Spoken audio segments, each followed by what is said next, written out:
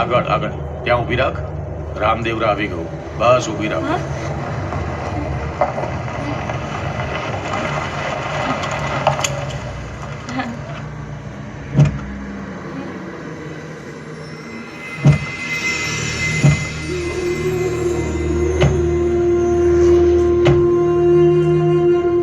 જય રામાવીર.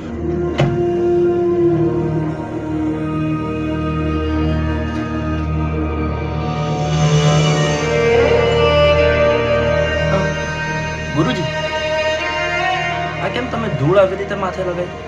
દીકરા, અહીંયા રામાપીરે શ્વાસ લીધો છે.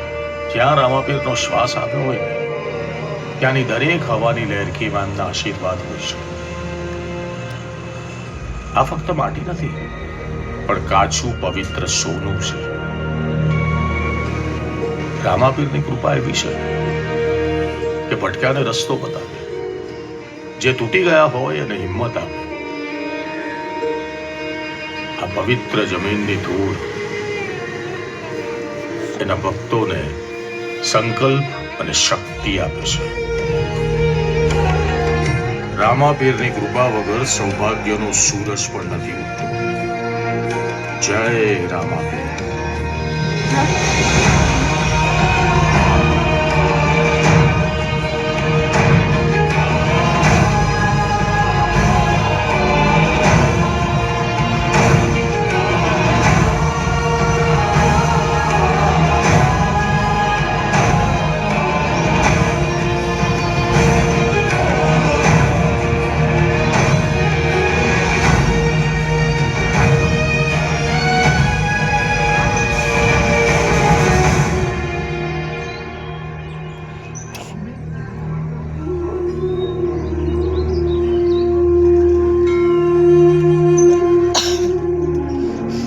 કર ભલા તો હો ભલા.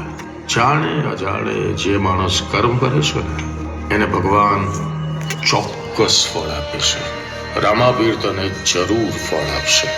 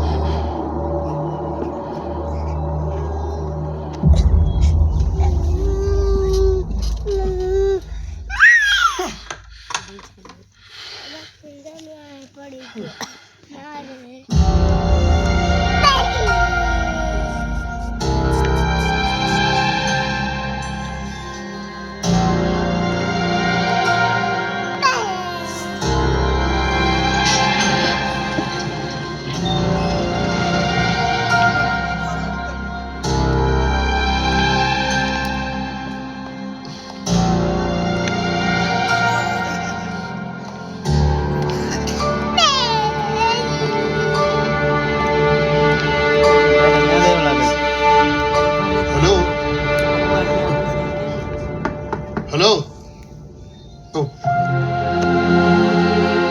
હા અંકલ, બોલો. તમે કોણ?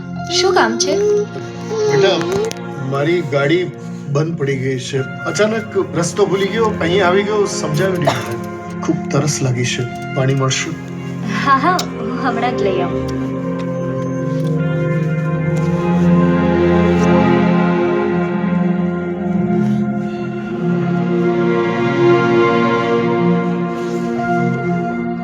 લો અંકલ. Thank you.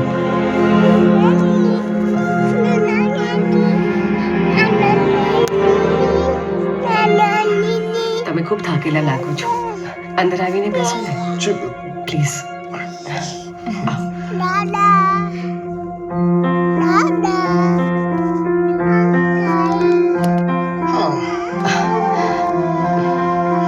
તમે કંઈ ખાશો? હું કંઈ બનાવું તમારા માટે? નહીં એની જરૂર નથી બેટા. બેટા પણ કહું છું ને જમવાની ના પણ પાડું છું. મહેમાન તો ભગવાન સમાન હોય છે અને ભૂખ્યો માણસ તો દેવ કરતા પણ પહેલા છે. હવે અત્યારે આસપાસ કોઈ ગરાજ પણ નથી અને આ રોડ પણ તમારા માટે અજાણ્યું છે. 100 વાતની એક વાત, તમારે જમીને જ જવું પડશે. ત્યાં સુધી હું કોઈ ગેરેજનો કોન્ટેક્ટ કરવાનો ટ્રાય કરું છું. જી. ચાલ અંકિતા. મારા મમ્મી કહેતા હતા કે આ દેશમાં કોઈ પણ અજાણ્યો માણસ ઘરે આવે ને તો જમ્યા વગર પાછો નથી જતો. જમાડીને જમવું એ અમારા સંસ્કાર છે.